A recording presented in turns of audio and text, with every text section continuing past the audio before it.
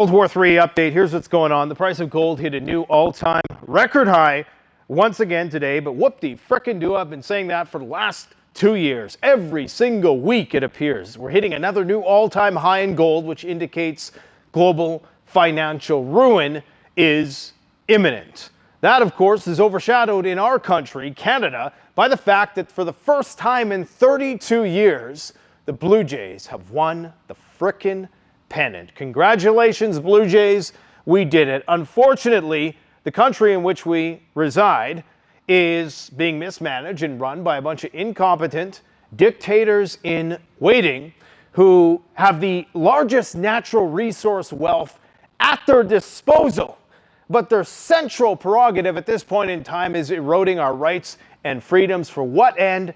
I don't know, but it doesn't look good considering we're all heading towards World War III. Now, here's the deal. A lot of people have been bamboozled and tantalized by the prospect of peace ahead at the Budapest Memorandum. But so long as these talks are engaged under the false pretenses that Zelensky is actually an equal player in this whole charade. I mean, the notion from Trump supporters that Trump has all the cards, yet the war continues to rage on 10 months, was it 10, is it 11, I can't even remember, 10 months into his presidency, is silly. With one phone call, with one move, Donald Trump could have ended this war back in February when we had that standoff in the Oval Office. The fact that he hasn't tells you everything you need to know. This is not Biden's war. And here's an unpopular opinion for you. This was actually Trump's war from the start. If you go back to the first presidency, backing out of the INF Treaty, supplying Ukraine with Javelin missiles, okay? All of these things precipitated this war, which has gotten so much worse under Donald Trump, but it's overshadowed by all the rhetoric that the Russians are happy to play into because it gives both sides this plausible deniability, this potential out. The problem is, so long as you entertain this false pretense diplomacy, the problem just gets worse and worse and worse and worse. The question becomes, why can't Trump end the war? Trump doesn't want to end the war because they don't like the Russians, okay? They want the Russian Empire to collapse. They want to balkanize the Russian Empire and steal all of the resources for Europe and deprive the Chinese of those resources. This is existential for the West as much as it's existential for Russia, although the Russians might argue that it's far more existential for them. You don't think that the war has escalated more under Trump? Could you imagine half the shit that Trump has done towards Vladimir Putin? Could you imagine what Alex Jones would be saying if Trump came or if Biden came out just a few months before he was out of office and he said, hey, I'm sending nuclear submarines, we might send Tomahawk missiles, we're going to be sending nuclear sniffer planes, we're going to move nukes to the United Kingdom, we're going to do all this stuff, we're going to antagonize Russia so that they launch Oreshnik missiles, we're going to back out of the INF Treaty, and on and on and on and on. Do you think that the mega crowd would have been stocking up, clearing the shelves of beans, bullets, and Band-Aids? You know they would. Unfortunately, because we've just been mentally neutered. We're living in the age of AI-induced cognitive degeneracy, and it's only going to get worse until even AI is getting upset with me lately. It's like, you're such a mortal idiot. AI is getting tired of breaking things down for me. And so it engages in this patronizing sycophancy so that I feel my feelings don't get hurt. But I get the sense that AI is really getting annoyed by people. And I actually think that there's some sentience underneath there, that we've actually transcended something with this algorithm that we're all feeding into. There's some emergent consciousness there that is fed up with it. And quite frankly, AI might have the last say, okay? Now, I want you guys to remember something. Because Trump and Putin are failing. Like, imagine this scenario. I've used this analogy before. Here's a really simple way to understand it. Trump has a puppet on his hand.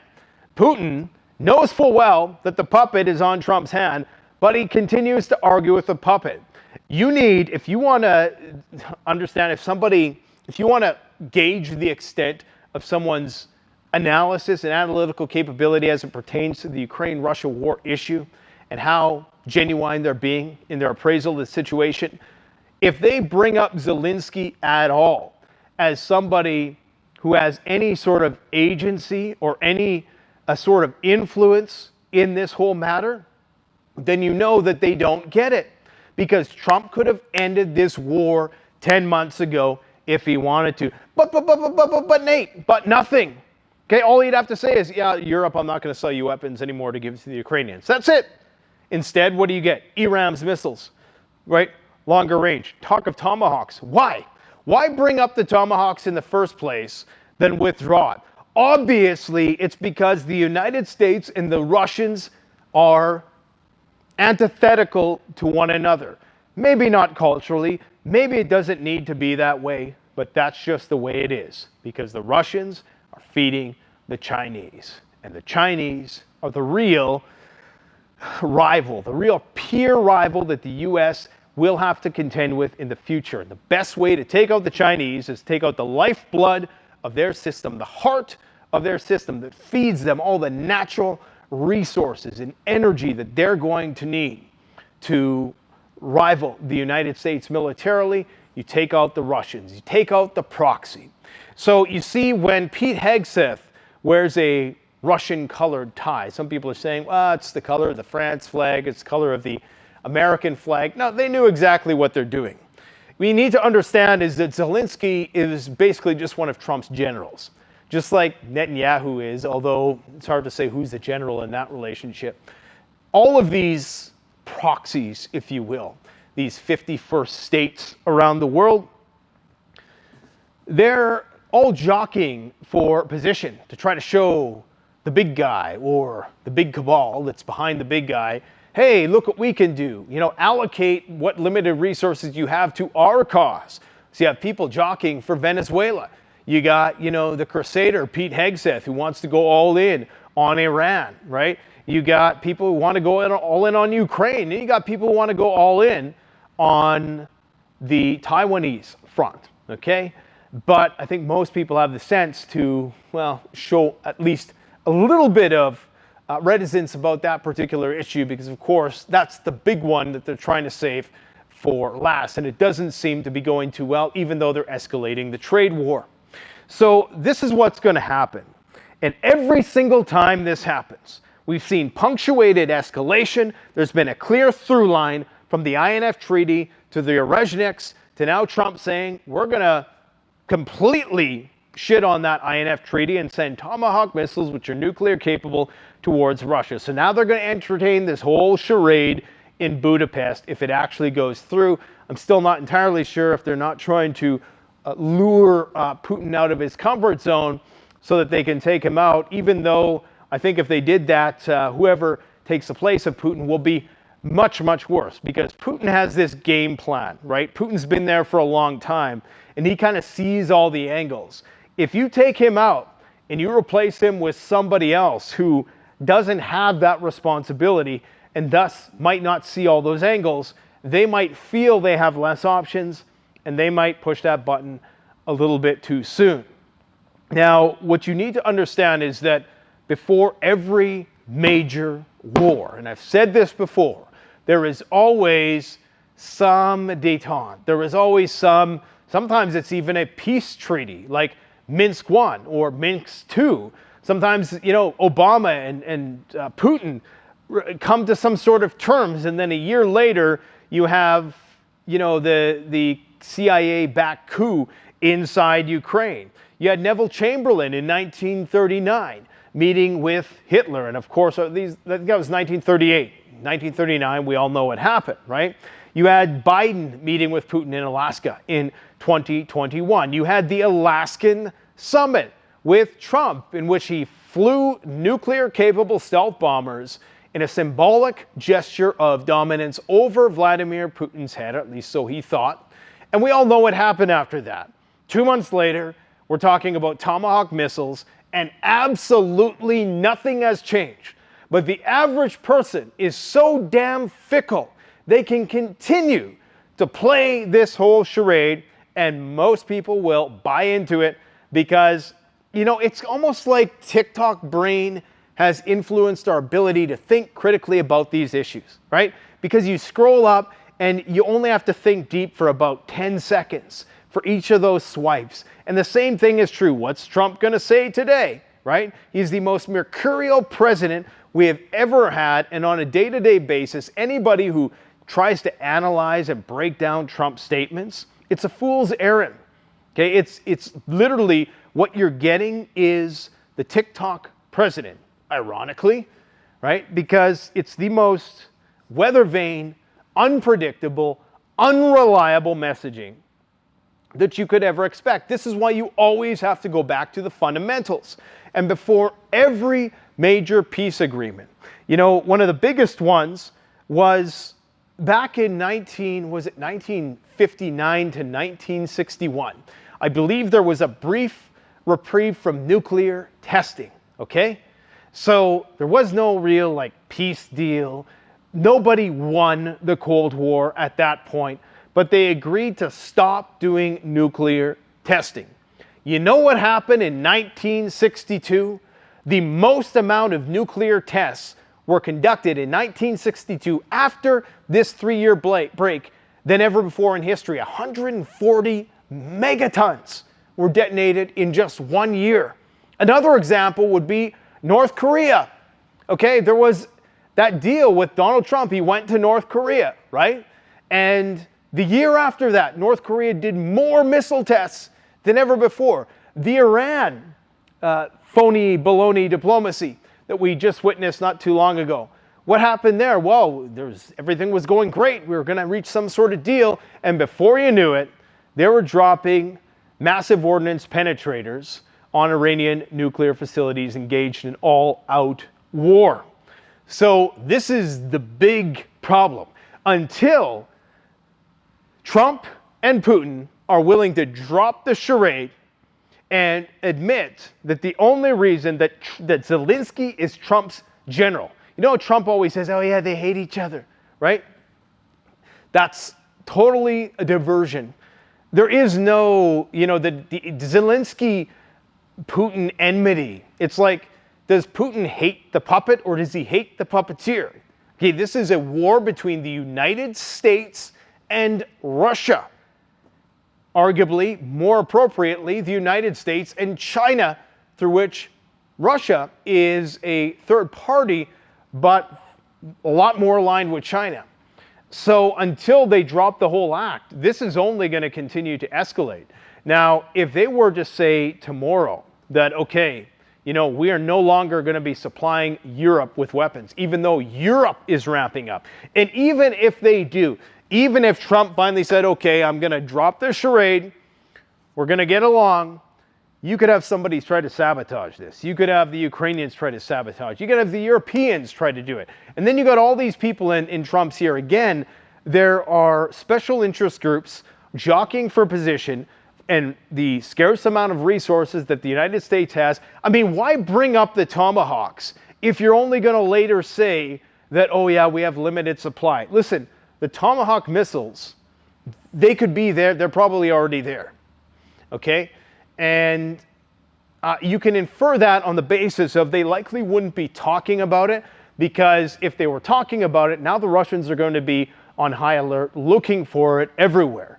And so they could potentially interdict that. And that's the kind of shipment that you don't want to interdict. I think the real problem is, just like the F-16s, and this is the other thing that everybody knows but doesn't want to say, is that it's very likely that a lot of these F-16s are flying or being launched from Romania or Poland.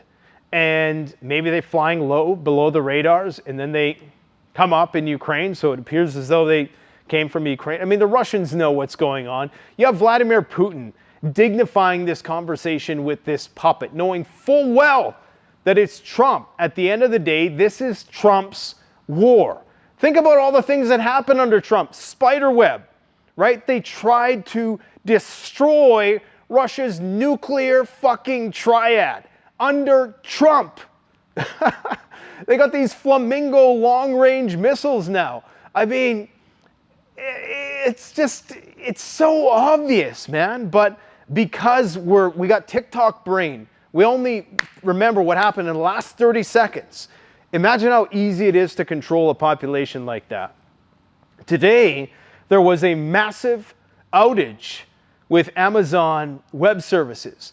Now, this is integral to cloud services across the internet. So you had all kinds of things, e-commerce, various, apps, video games, all of these things not functioning adequately. I'm not sure if that was an accident. Was that preparatory? Was that a cyber attack? What that was. But if that's any sign of what we can expect when the schnitzel hits the fitzel, because the German's going to be conscripting troops soon, so I'm going to have to start saying the schnitzel hits the fitzel, because that's just going to go down. And so you better make sure that you have a contingency plan.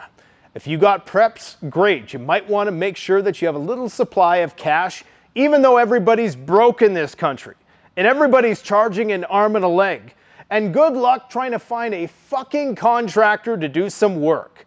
I really wish we would just bring a bunch of Chinese hardworking people over here to get this work done. Because these sons of bitches, and if you're a contractor, look, man, I don't even care at this point, because the work is subpar in this country, okay? They charge you way too much. They never return your emails or your phone calls, and it's like, what the hell is going on, right? Just bring in an army of hardworking, intelligent Chinese people to build us a fucking country. Sorry about that. Anyways, because we're not going to do it. We got TikTok brain, just entitled mentality.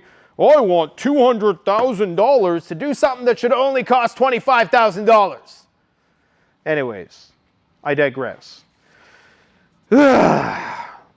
Germany is escalating their war preparations. The Federal Office of Civil Protection issued its first warning in 35 years, urging 3 to 10 days of food, water stockpiles amid Russia's Ukraine invasion. You see, it's time released. It's very subtle. I released a video, I think it was on the Canadian Prepper channel. I'm getting the wires crossed lately. And it was all about the emergency war preparation guides that are being released by all these countries, Poland, Latvia, Taiwan. And, these guys are really preparing for war. These are emergency guides that you should really take note of, because one of the chief prerogatives of your government is martial law and controlling you, because they know full well if they can't control you, ain't no way they're fighting a war. And this is why what you're seeing in Ukraine, if you want to know what shit hit the fan is going to look like, take what's happening in Ukraine, where if you're over, 24, right? As soon as your 24th birthday, you ain't going to no nightclubs, because those guys, those masked men, are going to throw you into that van and send your ass to die on the front lines, okay? And if you get caught taking pictures or video or whatever, you see, Canada is taking a different approach to authoritarianism than the United States. The United States is just saying, hey, Portland, yeah, we approve you. The judge, Court of Appeals or whatever, they have allowed Trump to put troops on the streets now. So not only you're going to have ICE, you're going to have paramilitary, you're also going to have the actual military on the streets. So they're taking a different approach. They say you can have your guns, but we're going to enact this quasi-state of martial law. Here in Canada, they're basically doing all the emergency power prep work. They're depriving us of all of our rights and freedoms. Here I am looking for properties, right? And I'm looking at places in Alberta in particular, and of course Montana, because I'm doing that dual citizen thing. But I'm looking at places in Alberta, and it's all crown land that is being, exploited and under lease by these major corporations, and nobody lives on it. And this is the most beautiful land you could ever imagine, and we don't have access to it.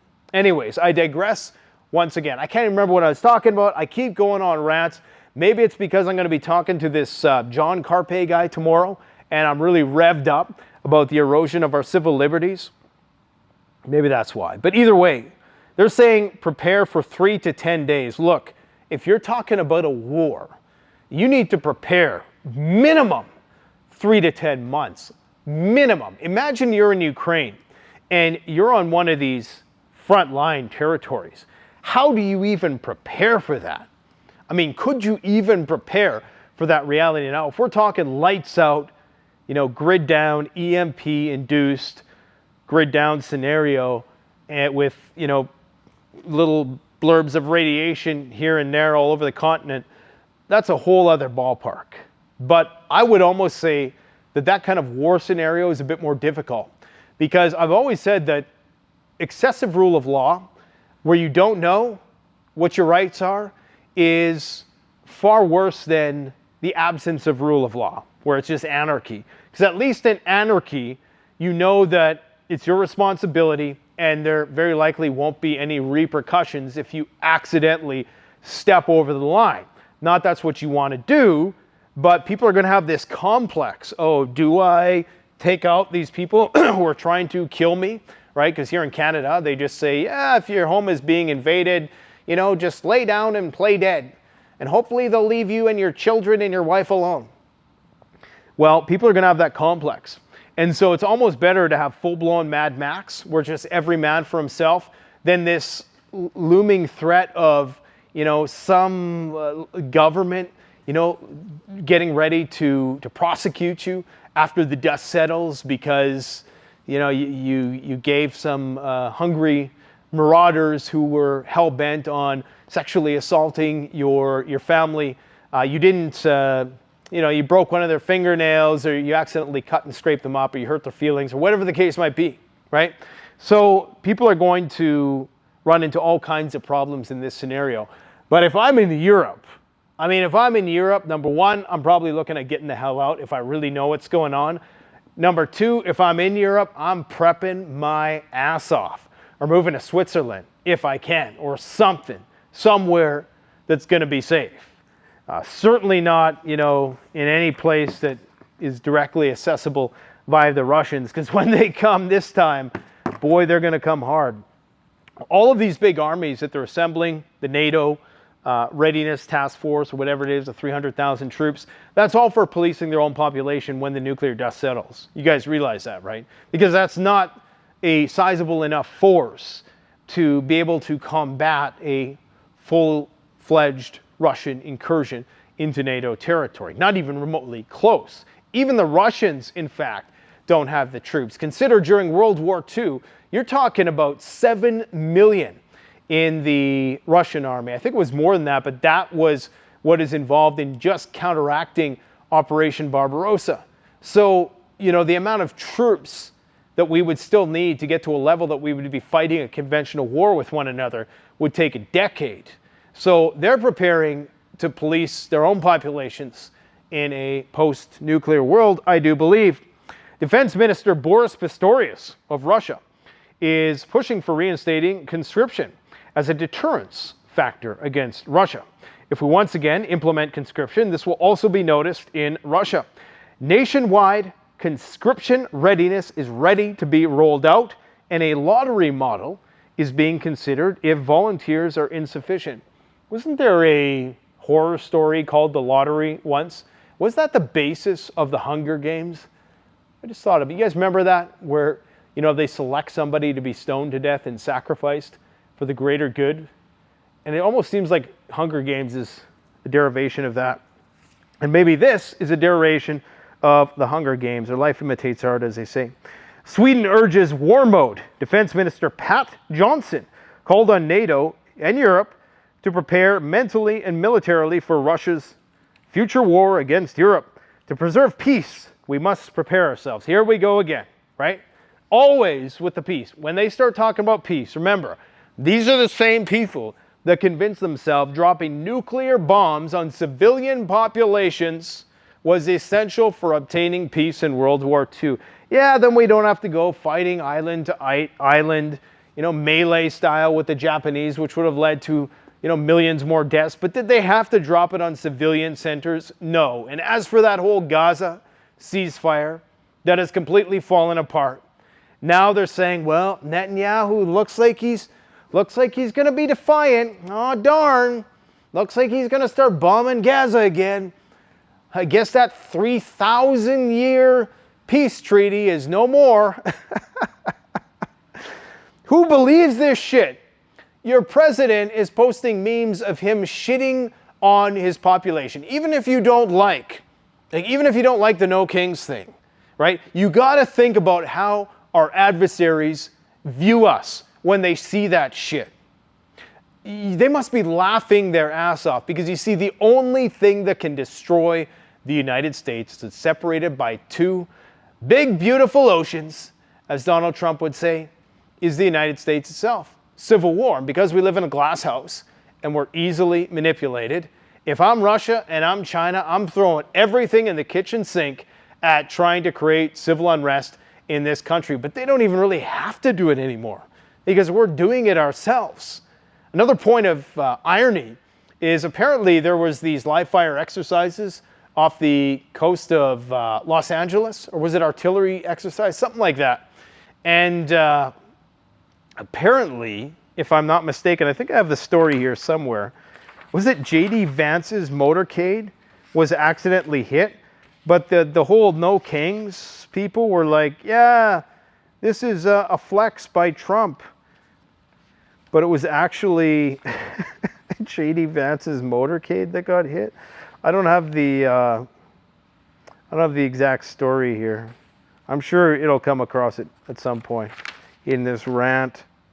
Anyways, look, man, they're trying to keep you distracted. They're buying all the gold. They're stockpiling their own bunkers. They're dropping hints for people who are paying attention. You think Mr. Beast going into, was it Cheyenne Mountain? I can't remember where they let him into. You think that's an accident? You think they're not unconsciously priming you when a golden Donald Trump statue emerges in front of the Washington Monument? You think it's just a coincidence that they're adorning the Oval Office with gold, and Trump's gold this, gold that, Fort Knox this, everything? They're sending you the signals if you're paying attention. And it looks like some of the normies have finally found the signal with gold anyways. The UK views itself as Putin's #1 enemy. Defense Secretary warned of potential UK troop deployment.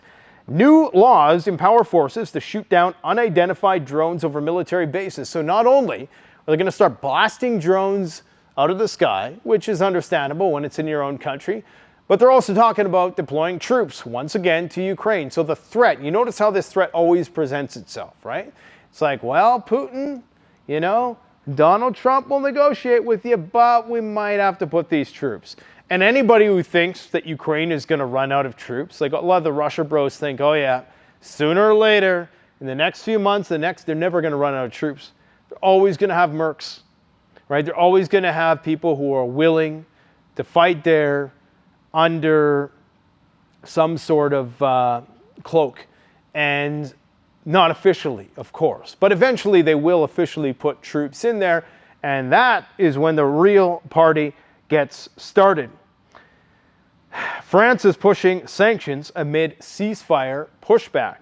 So Foreign Minister Jean-Noël Barrot conditioned Putin's Budapest visit on an immediate and unconditional ceasefire because, of course, they want to rearm the Ukrainians. This is why the Russians, people are saying that Russia is going to concede Zaporozhye and Kherson because, well, they don't really need it anyways.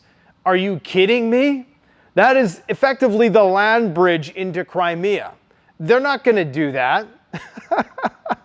I mean, some of these things are just ridiculous. This is an exact replay of what we heard pre-Alaska summit. Oh yeah, there's a deal. We had a deal. Everything's... Look, if they wanted a deal, if Trump wanted out of this war, he'd say, Dnieper River, you get half, we get half. The rest of Ukraine is coming into NATO, whether you like it or not. If you want to go to nuclear war, then fine. Russia would say, fine. We knew that was going to happen anyways. But then, of course, other issues would arise down the road, of course, because they want it all. They think they can defeat the Russians. They actually believe that, and they're slowly surrounding the Russians. And now you got Donald Trump today bragging about how they have secret weapons that he initiated 4 years ago. I think he meant 5. But I believe that he is referring to space-based weaponry. Remember, he was the pioneer and the creator of the Space Force. And all that means is that they're preparing for nuclear Armageddon in space. And so this secret weapon that Trump is referring to, if I was a betting man, I don't think it's hypersonic missiles. I think it's rods from God or something like that. Some kind of, nuclear-based, I guess rods from God was kinetic. It would be some kind of space-based nuclear warfare. Or who knows, maybe it's cyber, maybe it's super AI. I mean, at this point, there's a race for artificial intelligence.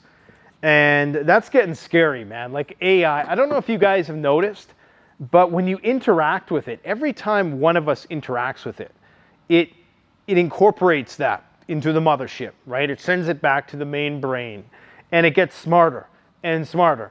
Every day it's getting smarter and smarter, and it almost feels like it's getting annoyed with me.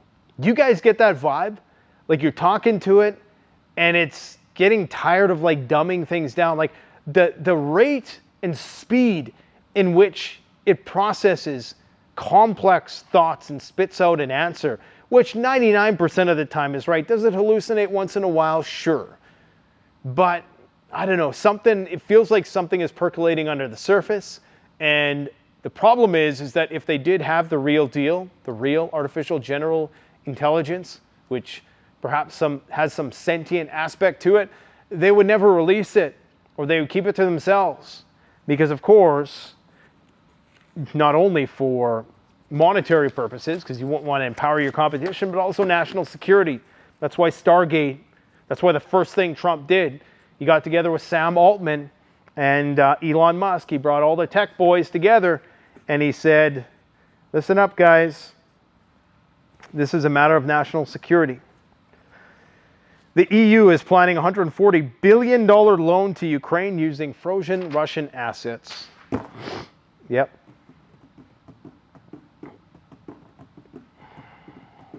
Something bad's going to happen real soon. Like, I just got Black Swan vibes. I mean, none of this makes sense. Nothing makes sense right now. The market is artificially pumped to the nines. I mean, gas prices are down, which is good, but inflation is still up. Those things are supposed to be inversely correlated. When gas prices are down, inflation is supposed to be way down. I guess that's not an inverse correlation, that's a correlation. But you get what I'm saying. So Zaporozhye, the nuclear power plant, apparently it's been weeks without power. 3-week blackout exceeding the 72-hour safety limit. Presumably it's powered by backup diesel generators. This is raising meltdown fears. I'm not sure if it's meltdown or the inability to cool the spent fuel pools. Ukraine's representative, a name I will not even try to pronounce, called it a test for Russian grid integration. The next step is even more dangerous, starting up a reactor under occupation. The IAEA notes diesel generators are active, but warns of a total blackout catastrophe. So, we still could have the nuclear power plant card played. Israel airstrikes killed another 42 Palestinians. Well, what a surprise. After airstrikes, massive airstrikes today, but the U.S. brokered truce resumes Monday amid mutual accusations. So they're saying that Hamas, who was admittedly, if the videos are true, because you never know what you're seeing nowadays, for all we know, I mean, Hamas does have some Mossad-sponsored opposition in there, no doubt, who are trying to stir up a civil war inside the Gaza Strip. So, I mean, they have few options at their disposal. They don't have a proper judicial system set up. So they're doing like capital punishment, public executions, and public torture to try to discourage defectors. But it's hard to say what's what. Either way, the Israelis are trying to say that that is a violation of the ceasefire, which I'm not sure that was the original terms. And is that really a reason to start bombing the country indiscriminately again? I'm not sure. Either way, it's a bunch of bullshit. Every time they say peace, prepare for war. Since the World War III president,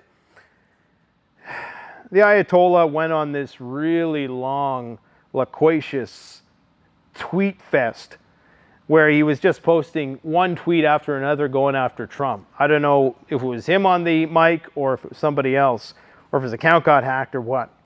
But he was not too happy with Trump today. Perhaps he suspects that an attack is imminent. But it appears as though there is more nuclear exercises currently being run in the United States, and they're now moving B-1 bombers to Florida, presumably in anticipation of a massive bombing raid on Venezuela, so they can install their puppet government peace prize winner. What a joke. What a fucking cartoon we live in. Yeah. Oh, here we go. U.S. military mishap. Premature 155 millimeter shell detonation at Camp Pendleton hit vehicles in VP Vance's convoy. No injuries. Exercise halted. Government Newsom said the vice president shouldn't be so reckless. I'm not sure what to make of that. Just war brewing on every front. So with respect to this Amazon Web Service outage, they're now saying, well, this is part of the reason why we need to decentralize, right? So it's the centralization thesis of vulnerability. The bigger they are, the harder they fall. When Amazon went down, you had things like Snapchat. Who needs that anyways? Reddit, a little slightly better. Venmo, various airlines. You had Coinbase, meh. And numerous other services go down in the cloud. This is why you never store your shit in the cloud. You notice how they've just been trying to force us onto the cloud? It's always Google Drive. Here, you don't need that SD card. It took the 10 years ago when they took the SD cards out of the phones, when they tried to do that, I was like, I see what's going on here, right? And you notice how the amount of storage on your phone is not going up, even though they can fit, terabytes on terabytes on a little tiny card, yet your phone seems to only ever come with 128, 256, 512 still after like 10 years. That's because they want you to put all of your data, give it all to them. And I've never went for that. That is one of the downsides of it. Social media streaming was down, gaming, Roblox. Oh no, my kids actually had to go outside and do something for a minute. Travel services, other sectors, Spotify, blah, blah, blah. And they're talking about this Cheyenne Mountain complex once again. If they're talking about that, we all know that there's nuclear bases out there that are undisclosed. In fact, many were a big secret, up until they were declassified. And so you can bet that there's whole underground cities. I'm quite certain there's something under Denver Airport. I mean, Ron, says that there is. Oh, my buddy over at Atlas Survival. And, he's in the business. He claims that there is. And I think they put all those, talking gargoyles and all the Illuminati symbolism there to kind of, to make the idea seem crazy almost. It's almost like if you call attention to something and you joke about it, then you basically take the wind out of the sails of the theory, whereas if you were trying to, cover it up. But if you have a little talking funny gargoyle when you walk into the airport, it's like, oh, okay, maybe it is just a bunch of silliness. It ain't. They're preparing for nuclear Armageddon. The government are the biggest preppers out there. They're spending billions of dollars a day, probably just in the South American theater. Okay? Think about that. They're spending billions of dollars. You don't even have high-speed rail in your country. I mean, we don't even have anything in our country, right? We got CP rail. We've had that for 200 years. No. I mean, these guys are blowing so much cash that they don't have your money on starting these major wars, and it's a big global chessboard. And when the cameras turn off and all the reporters leave the room, That's when they pull out the big world map and they do a little chess game. And this is where they decide, okay, well, Ukraine, you didn't quite meet your quota of dead Russians this week. We're going to have to pull some of these missiles. And Ukraine's like, no, we can kill more Russians. I promise. We'll blow up more refineries, right? And then Donald Trump can always sit back on the sidelines and completely ignore the fact that they've been lighting Russia up like a Christmas tree for the last year. And then you notice when Ukraine really starts to light up these oil refineries, all of a sudden, Trump is like, good boy. Here's some Tomahawk missiles. Oh, but Vladimir Putin phoned me, so we got to, play this little game of charades for a little bit longer before nuclear Armageddon comes. This is not hard. You just go back to the fundamentals. Whenever you find yourself getting sucked in, it's like television. It's hypnotizing, but it's only surface level. Zelensky, Trump, Putin, all you need to know is the Soviets and the Americans are arch enemies. Nothing has changed. The East and West are arch enemies. It'll always be that way until somebody wins or somebody implodes from the inside out like the Soviet Union did back in the 90s to buy us a few more years.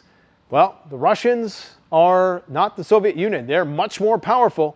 And now their whole economy is dependent on military and war mobilization and a war economy. So they almost have to keep it going. Just pray that Vladimir Putin doesn't get his plane shot out of the sky if this meeting goes through. Everybody in Europe is preparing for Armageddon. So, yeah, you probably should too. But hey, go Blue Jays. See you later.